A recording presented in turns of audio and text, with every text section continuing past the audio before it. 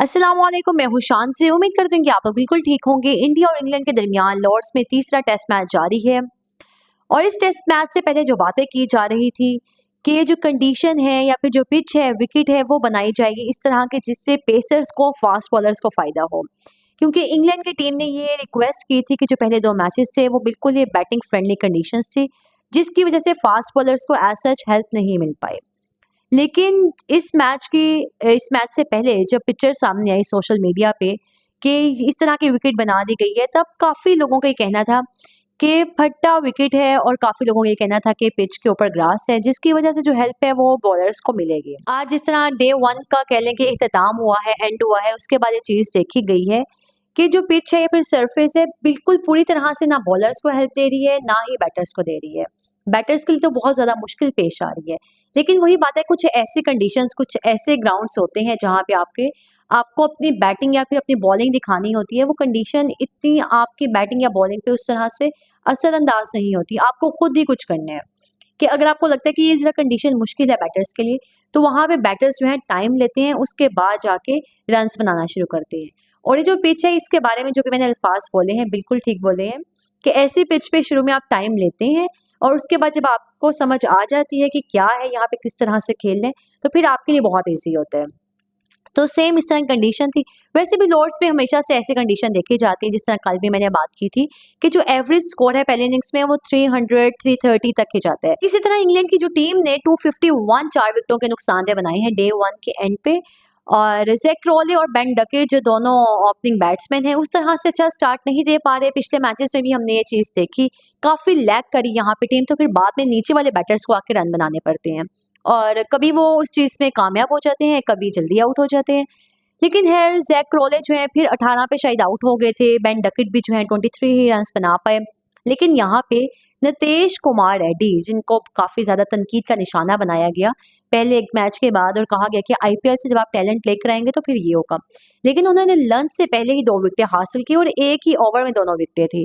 और उनकी बॉलिंग के बारे में ज़रूर कहूँगी कि अच्छी बॉलिंग तो करवाते हुए नजर आए। अच्छा, इस चीज़ में मैं बाद में बात करती हूँ। लेकिन खैर उन्होंने 2 विकेटें हासिल कर ली और उसके बाद लंच से पहले 83 जो है इंग्लैंड की टीम बना पाई थी, 2 विकेटें जो ज़ैक क्रॉले और बेन डकेट की गिरी हुई थी।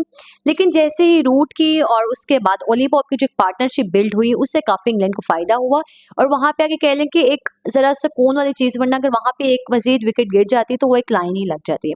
खैर दोनों प्लेयर्स ने आके वहाँ पे पार्टनरशिप बिल्ड की, इनिंग्स को लंबा लेकर चले।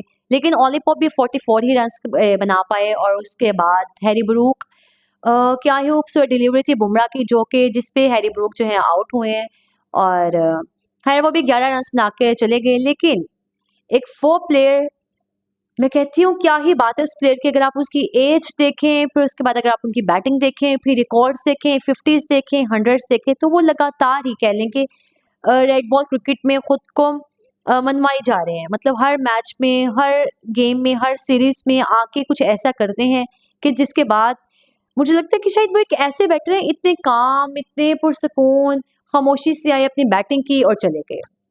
आप लोग समझ ही गए होंगे कि मैं रूट के बारे में बात कर रही हूँ। और रेड बॉल क्रिकेट में आई थिंक उन्होंने मैं कहती हूँ शायद जिस खूबसूरती से वो खेलते हैं, क्या ही बंदा उनके लिए अल्फाज के। और उनका जो एक रिकॉर्ड है कि वो 103 बार 50 प्लस रन्स बना चुके हैं रेड बॉल में और इंडिया के खिलाफ 3000 रन बना लिए उन्होंने। वैसे उनके जो टोटल हैं अभी तक I think red ball cricket में 13,000 रन जो हैं मुकम्मल हो चुके हैं, लेकिन जो 3000 हैं वो इंडिया के खिलाफ हैं। तो ऐसे बैटर्स के बारे में आप क्या ही कहेंगे, फिर इनका तो एक और है और क्या ही बात है।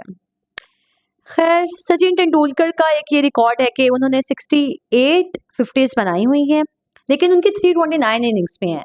बट जॉय रूट की 67 है 50s, एक कम है अभी, लेकिन वो है 287 इनिंग्स में। क्या ही बात है, जिस खूबसूरती से वो आके इस फॉर्मेट को लेकर चल रहे हैं और खेल रहे हैं इस उम्र में भी आके, तो यही डेडिकेशन है और क्या ही कहें इसके बारे में। है, लेकिन रूट जो है अभी 99 पे खड़े हुए हैं और डे 1 का जो है एंड हो गया। लेकिन मैं चाहती कि उनकी 100 हो जाए और लिटरली मैं ऐसे वेट कर रही थी कि अच्छा 100 होगी तो मैं जाऊंगी। लेकिन वहाँ पे उनको शायद डबल सिंगल दी थी, तो वहाँ पे वो रुक गए थे। वो आकाशदीप का ओवर था, वहाँ पे अगर वो चाहते तो दूसरा रन भी बना लेना था उन्होंने। वहाँ पे जो फील्डर थे उन्होंने वो रुके भी कि शायद 100 जो है उनकी मुकम्मल हो जाएगी, दूसरा रन वो ले लेंगे, लेकिन वो वहाँ पे रुके और मुस्कुरा दिए। लेकिन वो फील्डर भी शायद उस टाइम चाह रहे थे कि जो रूट है दूसरा रन मुकम्मल कर लें, क्योंकि नीचे भी बॉल फेंक दिया था कि अच्छा ठीक है मैं नहीं बॉल फेंक रहा, बट उन्होंने नहीं किया। आप देखते हैं कि कल वो आएंगे, अभी शायद उनका मूड नहीं था सेलिब्रेशन का, ये भी तो हो सकता है कि क्या 100 अभी करनी है, अभी दिल नहीं करा, अभी बहुत थका हुआ हो। खैर ये सब चीज़ें थी मैच के बारे में, और इंग्लैंड ने अच्छी अभी तक क्रिकेट नजर आई है कि अगर विकेटें गिरी भी हैं तो वहाँ पे आके इनिंग्स बिल्ड की गई, वहाँ पे स्टे किया गया क्रीज पे, बैटर्स ने आके चीज़ जो हिकमत अपनी अपनाई कि यहाँ पे एक मजीद विकेट गिर गई तो हम शायद आके मजीद विकेट्स गिरेंगे और हम यहाँ पे जो जल्दी आउट हो जाएंगे। लेकिन खैर जो रेड बॉल है वो जो चाहती है वही हुआ, लेकिन काफ़ी कमेंट्री सुनने में आई जिसमें शायद कमेंटेटर्स का यही कहना था कि बैसबॉल जो है ख़त्म होती नजर आ रही है और तेज ने खेले।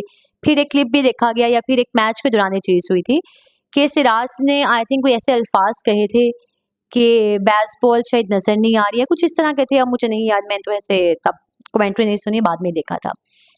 तो लेकिन बॉलिंग पे आएंगे कि बुमराह सिर्फ एक ही विकेट ले पाए, फिर एक विकेट जो है वो जडेजा ने ली, और उसके अलावा जो है कुमार रेड्डी जो है वो 2 विकेटें लेते हुए नजर आए।